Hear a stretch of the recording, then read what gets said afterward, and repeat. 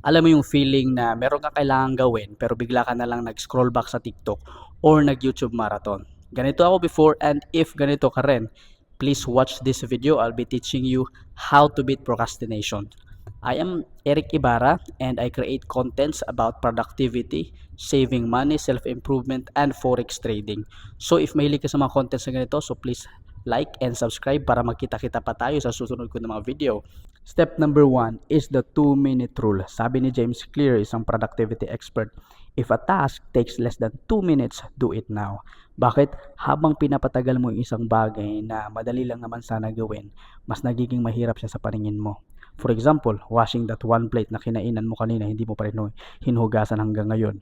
Replying to that one text, or sending an email, or even writing a journal. So yung mga bagay na yon, kaya mo lang siyang tapusin in under 2 minutes. So kailangan mo na siyang gawin ngayon. Step number 2 is the 5-minute rule. Ito yung hack naman sa mga malalaking task na hindi mo pa sinisimulan hanggang ngayon. Sabihin mo lang sa sarili mo, I'll just do this for 5 minutes. Study shows that once you start, you'll often finish it or continue doing it. Bakit? Mas madali kasing mag-continue sa nasimulan mo na kaysa mag-stop. Sabi pa nga ni Isaac Newton, an object in motion stays in motion. So kapag nasimulan mo na, 5 minutes lang, and then makuha mo yung momentum na yun, magpapatuloy at magpapatuloy ka na sa paggawa sa task na yun. Step number 3 is the Pomodoro technique. Ito yung one of the most powerful na technique na napansin ko. Mag-set ka lang ng 25-minute timer, and then sa 25 minutes na yon, kailangan mo lang mag-focus na trabaho without distraction.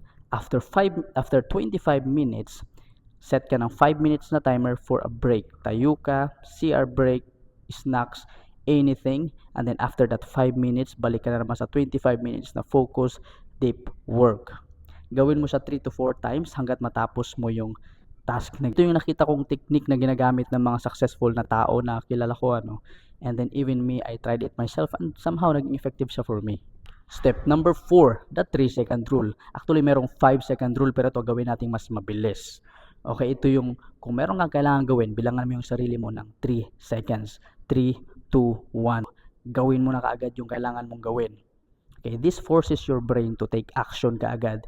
Hindi na yung brain mo mag-overthink. Hindi ka nagagawa ng mga dahilan bakit hindi mo gagawin yung task na yun. Kung meron kang kailangan puntahan, 3, 2, 1, galaw ka na. Kung nasa higaan ka pa, tas nag-overthink ka pa kung tatayo ka ba or hindi, bilangan mo yung sarili mo, 3, 2, 1, tayo ka na kaagad. Okay, this forces your brain again to develop this habit to take action kaagad. Step number 5 is design your environment. Make your environment works for you. Ano ba ibig sabihin nito? Well, for example, if you want to develop a habit of reading books every morning, well, kailangan mong kumuha ng libro at ilagay mo na siya katabi ng kama mo para pagising mo, kuha mo na kaagad yung libro. For example, if you want to develop a habit of writing a journal bago ka matulog, kailangan mo na din siya itabi sa kama mo or somewhere doon sa table na madali mo siya makita at maalala, and then makapagsulat ka. For example, kung gusto mong mag-gym palagi, kailangan yung gym shoes mo at yung gym clothes mo andyan na naka-ready para hindi ka na mahirapan that time na pupunta ka ng gym. Kasi less friction equals less procrastination. If you enjoyed watching this video at umabot ka sa dulo dito sa video na to, well, please like and then subscribe para magkita pa tayo sa mga future kong video.